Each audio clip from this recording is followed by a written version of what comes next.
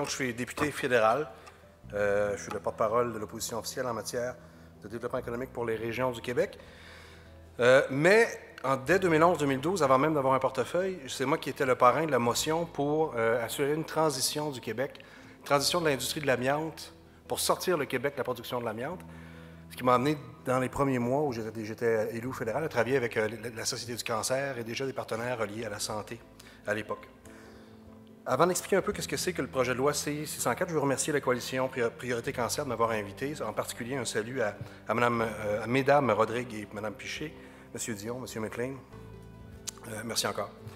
Donc, le projet de loi C-604, dont le texte constitue le poste de commissaire à la santé du Canada et prévoit une procédure pour la tenue d'enquête. C'est très important.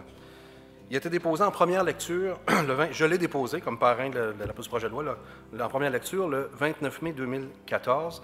Première lecture, ça veut dire que mes collègues au Parlement fédéral savent que ça existe, mais on ne l'a pas encore débattu, on ne l'a pas encore voté en Chambre. Et c'est cette étape-là que j'essaie de provoquer, pas que ça prenne des années avant qu'on puisse en débattre et le passer au vote en Chambre. Je vais revenir un peu plus tard sur les détails du projet de loi en soi. Je tiens à vous parler un peu du déclencheur, ce qui m'a amené à travailler, à devenir le parrain de ce projet de loi-là. En août-septembre 2012, une résidente de Saint-Pascal, une dame de 43 ans, dans le Kamouraska, était porteuse d'une forme rare de cancer du cerveau.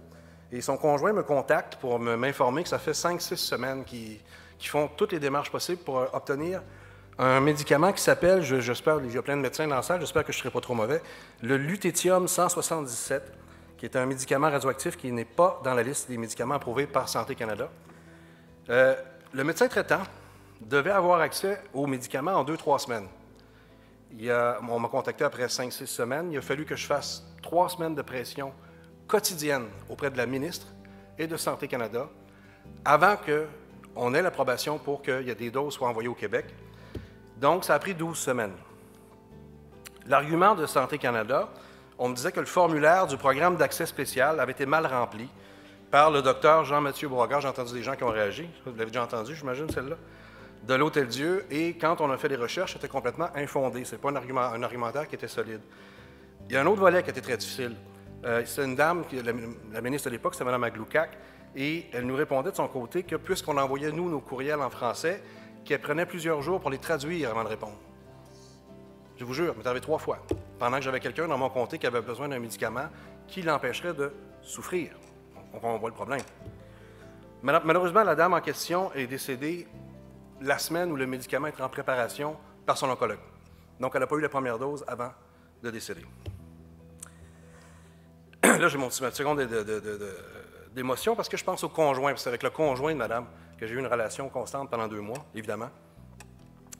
Il était dans une tristesse et dans un sentiment d'injustice, mais vraiment total, par la suite. Et là, je lui ai promis quelque chose. J'ai promis de trouver des réponses à ce qui s'était produit. Parce que c'était au moins avoir cette espèce de paix intérieure, de comprendre ce qui a bien pu se produire après cet événement-là.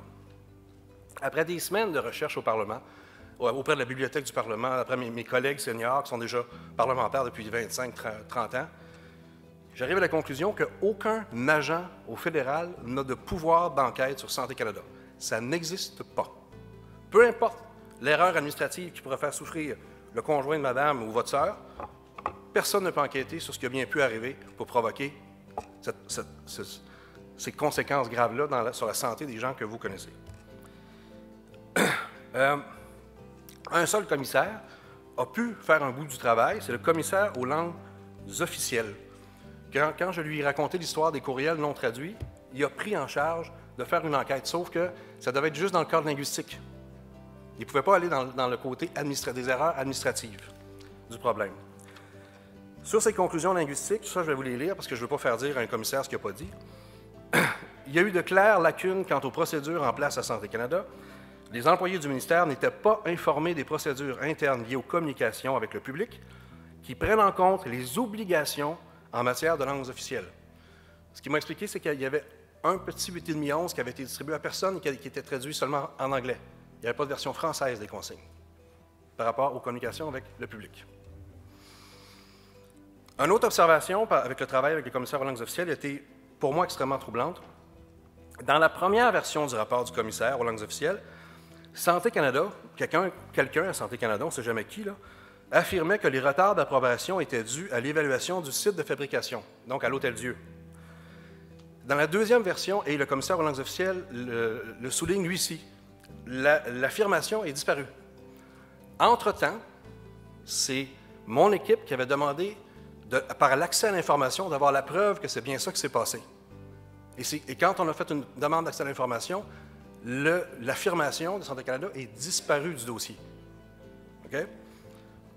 Est-ce qu'il y a possiblement eu quelqu'un à Santé Canada qui a désinformé? Bien, je ne pourrais jamais vous répondre à ça pour une simple raison, c'est qu'il n'existe pas de commissaire à la santé au Canada.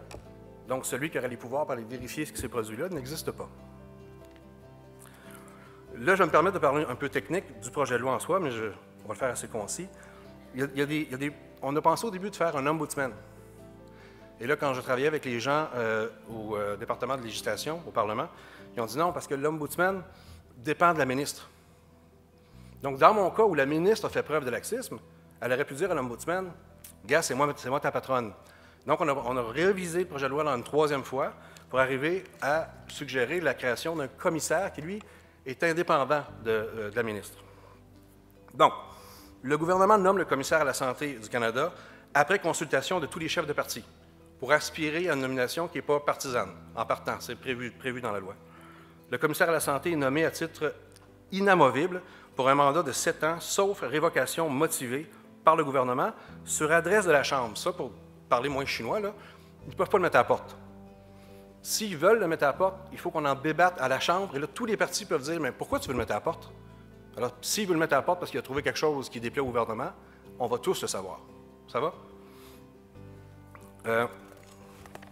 Excusez-moi, autre point. Toute personne peut déposer auprès du commissaire à la santé une plainte concernant l'exercice des attributions conférées par une loi fédérale. Et là, je vais donner, ça ne couvre pas juste Santé Canada, ça peut couvrir une plainte au ministère de la Santé, à l'Agence de la santé publique du Canada, aux instituts de recherche en santé du Canada. Il y a déjà eu des recherches qui ont mal viré, là. On aurait pu demander au commissaire de voir ce qui s'est passé. Et enfin, au ministre de la Santé, en sa qualité de ministre responsable de l'application de la loi sur le contrôle des renseignements relatifs aux matières dangereuses, ça aussi ça peut être intéressant, la loi canadienne sur la santé et la loi sur les aliments et drogues aussi pour être enquêté par le commissaire. Le commissaire fait enquête sur la plainte dont il est saisi s'il y a des motifs raisonnables de croire que la personne ou l'organisation qui a fait l'objet n'a pas exercé ses attributions de manière équitable ou, et là on l'a prévu, en temps opportun, parce que ce qu'on avait vécu dans le Kamouraska, c'était un problème de temps opportun. Ce n'était pas une erreur. Le médicament aurait vraiment pu soulager les souffrances de madame. Il peut également, de sa propre initiative, procéder à une enquête s'il a des motifs raisonnables de croire qu'une personne ou un organisme n'a pas exercé ses attributions convenables. Donc, il peut lui-même, s'il observe que quelque chose est récurrent dans le système, n'a pas l'air de fonctionner, il peut déclencher une enquête, même s'il n'y a pas de plainte. Le commissaire à la santé a de vrais pouvoirs contraignants dans le projet de loi que j'ai déposé, d'assigner des témoins, de les contraindre à comparaître devant lui et de produire les documents et autres pièces qu'il estime indispensables pour son enquête. Donc, c'est contraignant. Les gens auraient l'obligation de... Parce qu'on a eu, avec l'autre commissaire, des gens qui n'ont pas voulu parler du problème administratif. Ils disaient « Hey, toi, tu es le commissaire aux langues officielles, je n'ai pas d'affaire à parler de ça. » Okay? Il peut demander de faire prêter serment. Il peut faire les recommandations qu'il juge indiquées dans son rapport et exige qu'on explique les mesures envisagées pour donner suite à ces recommandations. Et par la suite, le gouvernement peut prendre des mesures pour donner suite au rapport et mettre en œuvre les recommandations du commissaire. Donc, s'il ne se passe rien après les recommandations, le législatif, à un moment donné, peut intervenir. Une seule minute? Oui, mon Dieu. 90 secondes? OK. Décembre 2014, j'ai fait parvenir à l'actuel ministre de la Santé, qui est Mme Rona Ambrose, une lettre expliquant que la coalition Priorité Cancer, le Conseil pour la protection des malades, ainsi que l'Alliance des patients pour la santé ont décidé, après une analyse, d'accorder leur appui au projet de loi. La lettre se terminait ainsi. C'est pour cette raison que je porte à votre attention mon projet de loi et que je vous demande d'évaluer si la création d'un commissaire à la santé peut mieux protéger les droits des Canadiens les plus fragilisés pour être envisagée à court terme par votre gouvernement. Pour l'instant, je n'ai pas eu de réponse. J'ai eu des oui-dire de gens de l'industrie qu'elle leur a acquiescé que oui, effectivement, ça serait une chose absolument qui devrait être faite. Mais elle n'a pas fait de suivi auprès de moi. Il y a un budget qui s'en vient. C'était l'objectif de ma lettre, c'est de dire, Madame, si il apparaît au budget un commissaire, j'applaudirai votre décision. Si ce n'est pas là, je vais devoir me lancer dans une campagne nationale sur plusieurs années. Ça peut être excellent pour le côté politique, mais ça ne règle pas le problème. C'est-à-dire que les personnes qui en ce moment vivent des injustices suite à des mauvaises décisions administratives n'auront pas la vérité sur ce qui s'est produit. Et je pense à ceux ensuite. C'est-à-dire qu'une fois que les recommandations ont amélioré le système, il y a peut-être quelqu'un qui ne souffrira pas du fait qu'on a amélioré le système grâce à la présence d'un commissaire à la santé au fédéral. Alors, ça fait le tour du dossier. Rapidement, j'attends 30 secondes. Ah, il est fin. Il est vraiment fin. OK, parce que vous m'avez appelé M. Laplante. Ah, ça, c'était très grave, ça. Ça, c'est 2 minutes. On n'est pas seul parmi les gens qui travaillent avec moi du côté des néo-démocrates. On travaille beaucoup en consultation avec les partenaires pour voir si, à travers l'assurance-emploi ou à travers des allègements fiscaux, si on ne pourrait pas aider les familles qui sont aux prises avec des familles graves. On a eu beaucoup de projets de loi sur l'assurance-emploi, mais il y a même des partenaires qui disent « Ah, pensez plus à la fiscalité. » On ne lâchera pas. On va continuer tant qu'il n'y aura pas, tant qu'on ne rendra pas la vie des gens qui sont aux prises avec une maladie grave, que ce soit la personne elle-même ou sa famille, plus facile à vivre et à passer à travers. Merci.